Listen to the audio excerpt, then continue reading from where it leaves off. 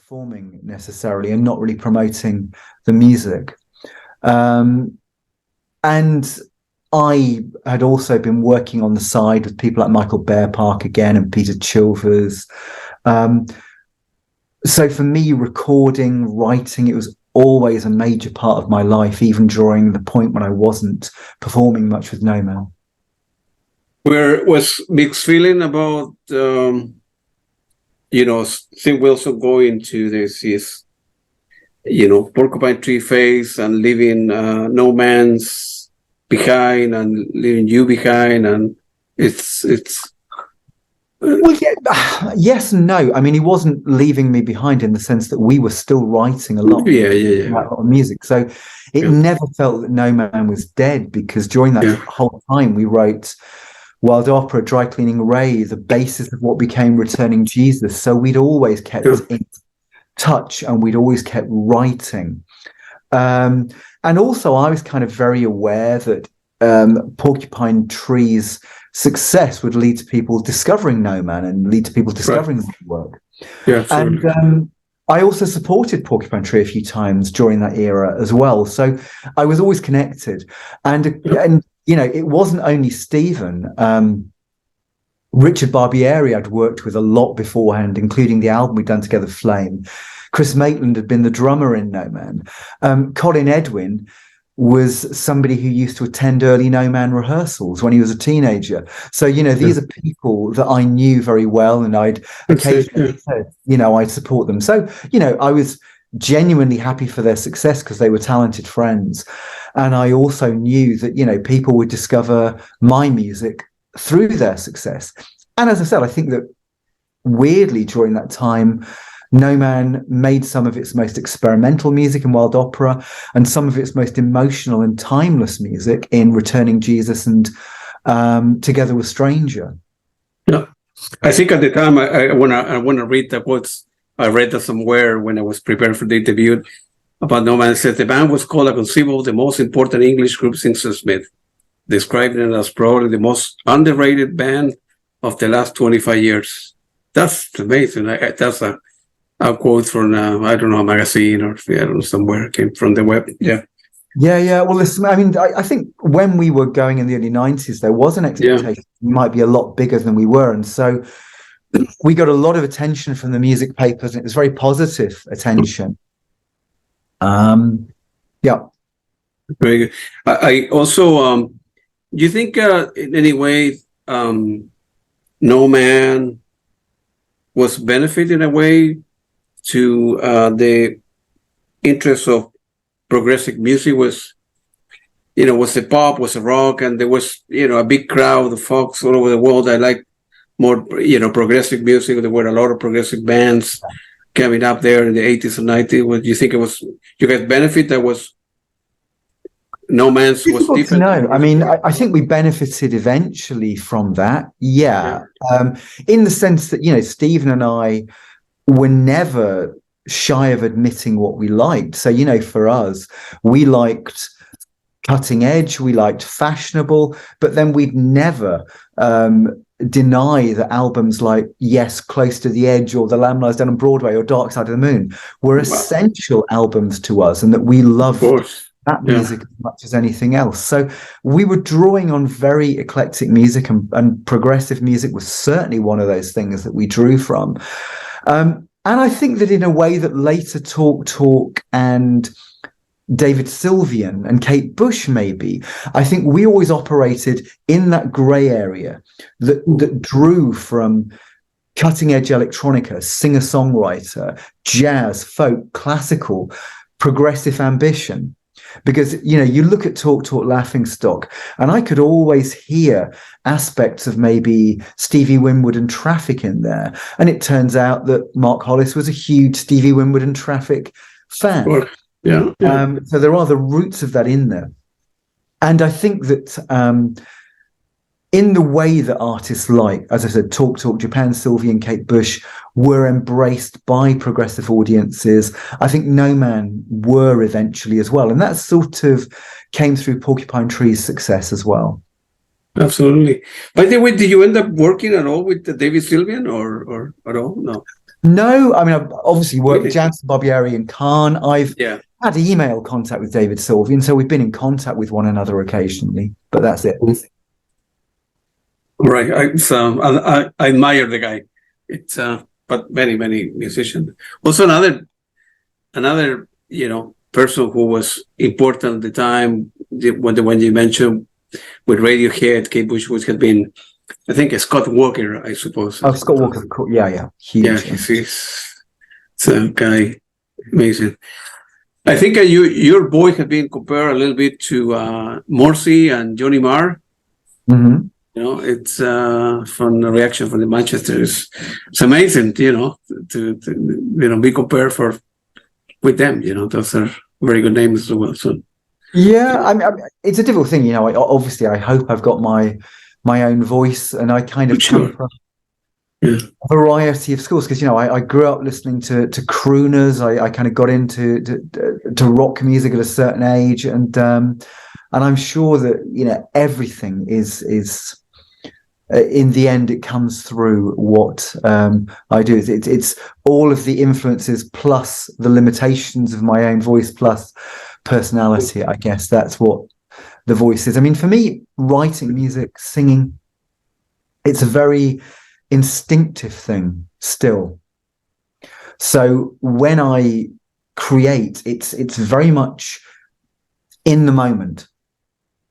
And of course, I'll edit the in the moment moments, but it's all about that core inspiration, that core feeling. And it's like now, so I've been writing a solo album, which is the first solo album I've ever done where I'm doing everything. I'm playing everything, writing everything, producing everything, and so on, where I've obviously done that in the past with my demos and so on, but I tend to get musicians in who are better than I am to play my parts or co-produce it with other people whose opinions I trust. And this time I'm kind of doing everything myself. And it is interesting that it's probably the most eclectic body of work I've come up with. And partly that's because it's all being created in a very instinctive, emotional way. How do you, that's great that you do that on your own. It's a lot of work, I can imagine, but where did the inspiration come from? I mean, you have enough self-discipline to say, well, I'm going to go to my studio if you have one, or to the living room where nobody bothers me, to write the best music I ever written tomorrow morning? Or what's it?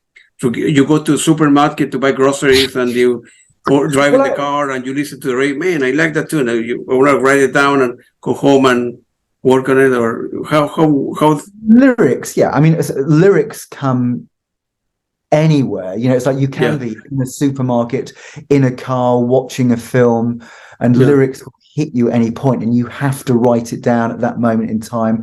And obviously, annoyingly, when you're in the process of writing a piece, I find in the middle of the night I can't sleep, and I have to rewrite.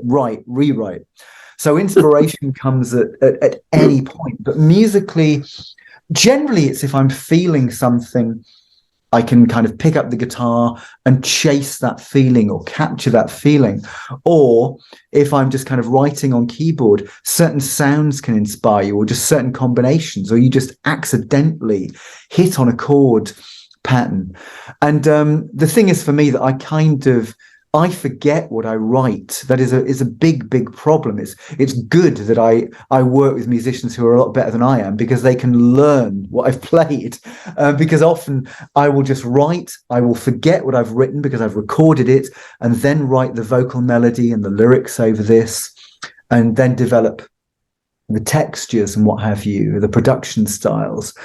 But yes, it's about being carried away by an emotion, a mood, a sound, a lyric. It can be anything. And so, for example, with the new material, and also, the material I write for No Man and for my solo work, it can be me on a ukulele, me on a guitar, me on a synthesizer. It's just whatever has captured. Is in your case the music at first, or the lyrics, or it's a combination of both, depending on your... I think the music and the melody tend to come first, but I'm always writing. So the thing is, I'm always writing lyrics anyway. Okay. And those can luckily work with the patterns of the melodies I'm creating. But generally speaking, for me, I used to write by writing the lyrics complete and then singing that over certain pieces. And it can be interesting, still it can produce interesting results, and it forces you to do things with a melody. I suspect Joni Mitchell writes that way, brilliant lyricist. And her melodies are so obtuse that I suspect she writes from lyric to melody. But what I tend to do is, generally speaking, melody to lyric, because I think that it's got to feel emotionally coherent, emotionally strong and right. And you then write to the patterns of the melody. And luckily, sometimes some of the work I've already pre-written fits. So you can sometimes, do it. But that's how I tend to work. Perfect. From the 2001 Returning Jesus, and then the next album was released, Schoolyard Ghosts, in 2008, that received some of the most favorable review of the band career. That's it's funny because I think that up to Schoolyard Ghosts, everything with No Man was very much 50-50, myself and Stephen, and then obviously us incorporating the great skills of people like Ben Coleman, Chris Maitland, Robert Fripp, and so on. Richard Barbieri. But with Schoolyard Ghosts, that was pretty much an album where it started with me bringing in songs that I'd written or I'd co-written to Stephen. So that was a very different album, actually, and written in a very different way. And it's funny because I really like it, and I think it's one of our strongest albums, but it's probably the only No Man album that wasn't much fun to write. It wasn't much fun to record, really, because I think that Stephen at that time, his head was very much in Porcupine Tree. And so at that point, I was probably forcing the No Man music. But as always happens, when we both got writing together and when Stephen decided that he liked this song of mine or what have you, it became a collaborative effort and it became more fun.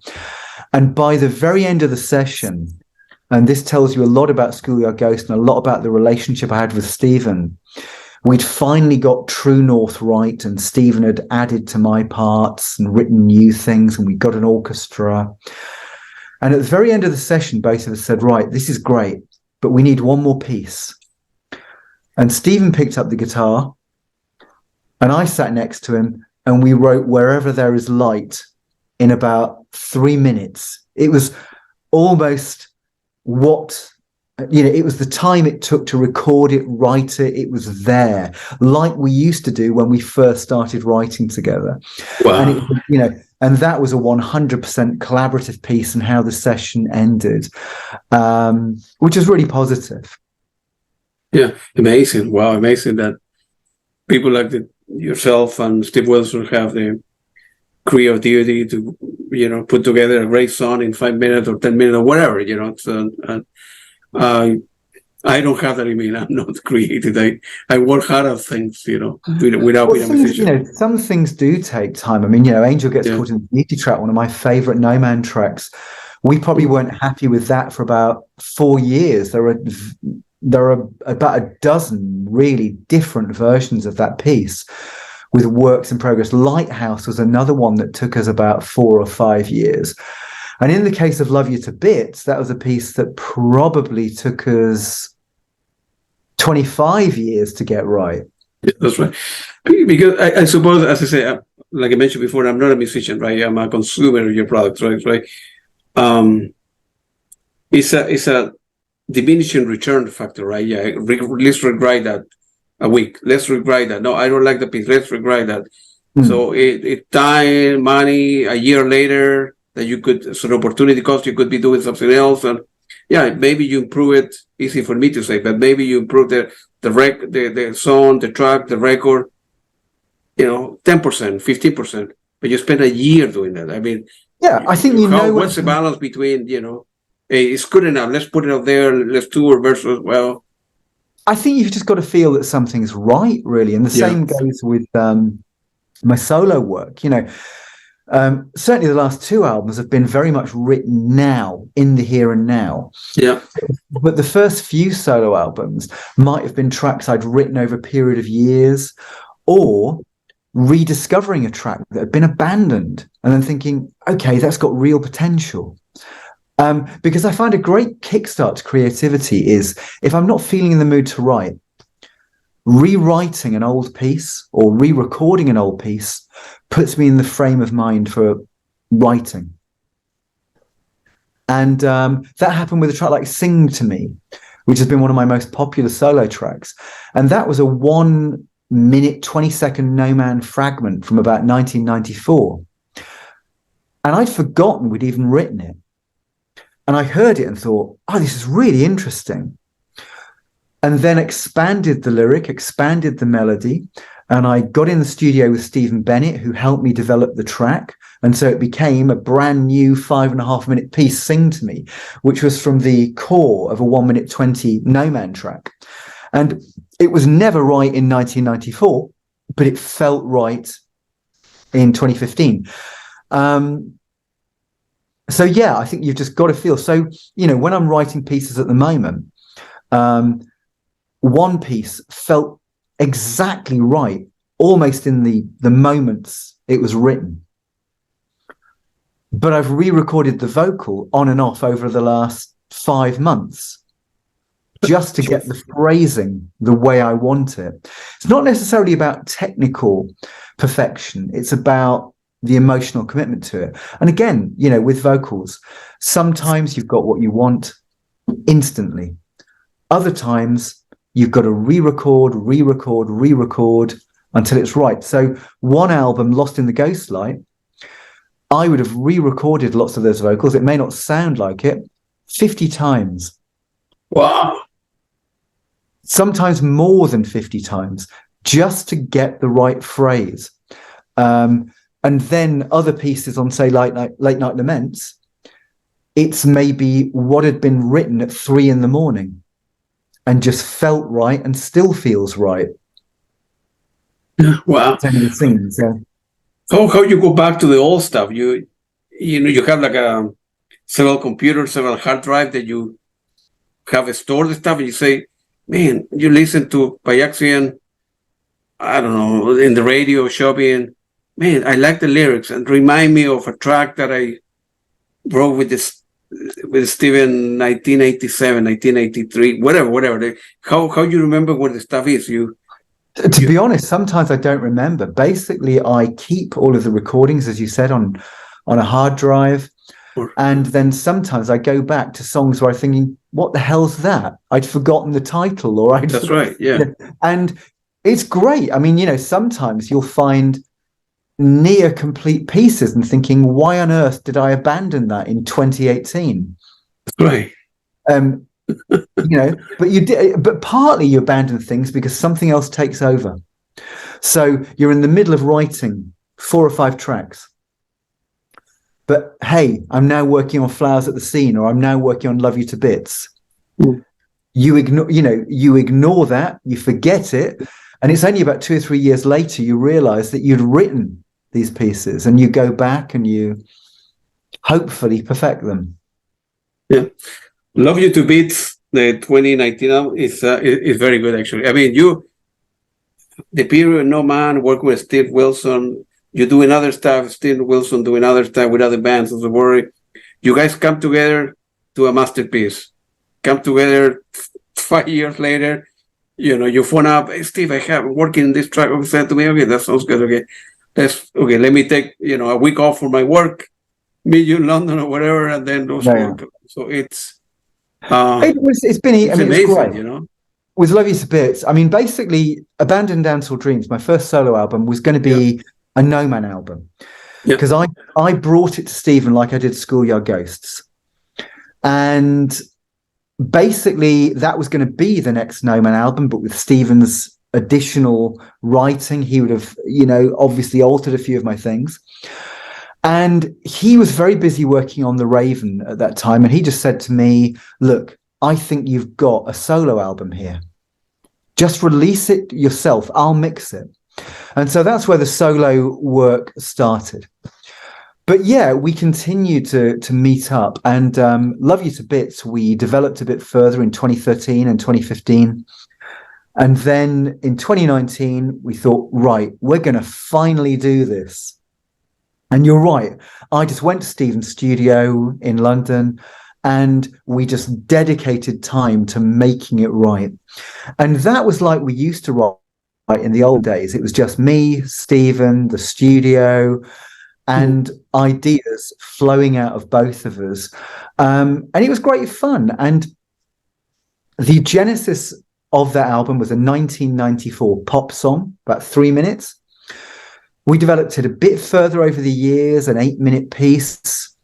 Worked with Theo Travis on it at one point. And then in 2013, 2015, we'd written another piece, the beginnings of Love You to Pieces. So we had like a 4 to 8 minute version of Love You to Bits, a 5-minute version of Love You to Pieces. And we thought, this is the basis of the album we've always wanted to make these pieces into. And so a lot of the writing happened in 2019 when we were together. So there are lots of new sections and variations. So that album was very much Stephen and me in 2019. But the core inspirations were from 1994 and 2013. Great. It's great that you still have the, with Stephen and yourself, the motivation, the attraction to one another to write great music. And although different bands and you have done your own stuff, Stephen Wilson, you come back together, you haven't spoken to him in a while, boom, you're doing a great album then again. And still the chemistry is there and the motivation and like you mentioned, the studio, Stephen and Tim, the three of us in a room, with no beer, no smoking, just water or whatever, coffee, a lot of coffee, and tea. Tea and biscuits. And I'm a coffee type of guy. And I love coffee as well. Yeah, it's amazing. It's amazing that people have although, you're right, you kind of split up for a quote unquote split up, but you do your own thing you do, and then converge again, do a great album after 10 years, do another great album after 10 years. It's amazing that people are able to do that kind of stuff, even during the most uncomfortable album, Schoolyard Ghosts, there was magic. As soon as we got in the studio together and I played the beginning of True North to Stephen, an idea then flows as a band. And it's always been a really good relationship. And the thing is, I think sometimes I kind of forget that all relationships aren't magical. So, when I work with Stephen, when I work with Brian Hulse, and there were a few other people, Peter Chilvers, where we get together and something special happens. But, when you write and record with other people, you realize that it's not always the case, and sometimes great musicians don't necessarily produce good work. And also in terms of inspiration, I tend to write with my solo work when I feel like writing. So there was an 11-month gap between Flowers at the Scene and Late Night Laments. There was a 13-month gap between finishing Late Night Laments and starting Butterfly Mind. There's been a 13-month gap between Butterfly Mind and me suddenly starting writing for a new solo album, because that's when I felt like writing, when the inspiration has been strong and so on. I don't like writing for writing's sake, though. If you put me in a studio with Stephen now, I'm pretty sure we'd come up with 2 or 3 things in the next few hours. Really? Oh, yeah. Because I think that, we just throw things at one another. And I think there's a whole thing that, when we were writing Wherever There Is Light, that was a kind of a very simple thing. If Stephen had a guitar, I was there, it happened, it clicked. And then as we were recording it, I heard what became I think it's pedal steel on the album and flute, but live we play it with violin. That melodic line, suddenly that occurs to me. So you're writing in real time as you're recording it, saying, right, I can imagine a flute playing this. singing the line over. So, yeah, I mean, I love that process still. I think I really like playing live, and I really like the connection with an audience, but actually writing a new song, feeling that you've fulfilled an idea or you've caught that emotion, that probably can't be beaten. And I still love it, Yeah. You still have like when I met you at the trading banders, the motivation of, I don't know, are you like an introvert person, extrovert? It's easy for you to, well, I need to pay the bills, I need to tour, or I need to do this for money. It's a job, not a passion, or you still get nervous before playing live in front of an audience? How you prepare for that, or would you take it like a job? Or oh no, you never do anything like a job. To me, again, when I was performing at Trading Boundaries, I took it as seriously as I take anything. And I enjoyed it. And basically it's about losing yourself in the songs, losing yourself in the moment. And I think, I spoke to Brian Hulse about this beforehand. We rehearsed for it. And the sad or brilliant thing is that even when we were rehearsing, we were feeling the passion of the songs. We were losing ourselves in that music. And what was great is that we were drawing on songs that the first song we'd written in 1987, the last song was 2022, so it was covering a lot of ground. Yeah. And even when we were rehearsing, we were losing ourselves in that music. So no, it's got to be about losing yourself in the music and hopefully communicating that to the audience. And people, obviously, I'm on the other end. I'm sitting on a table in front of you, hear you singing with these, great people that last weekend. And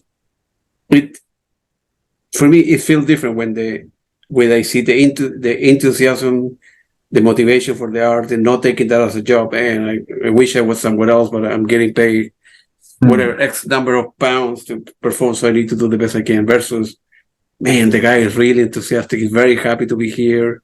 And, it's put himself or herself out there, singing lyrics and nervous a little bit. And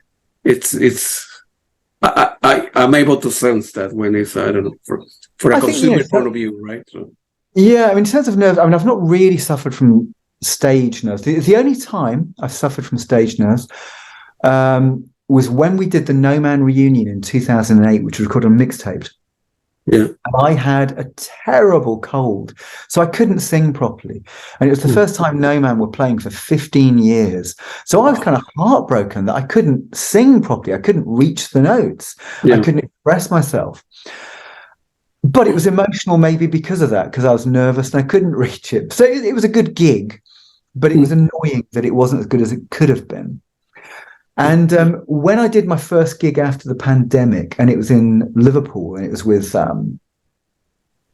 Peter Chilvers and Matt Stevens, and we were doing this intimate singer-songwriter trio.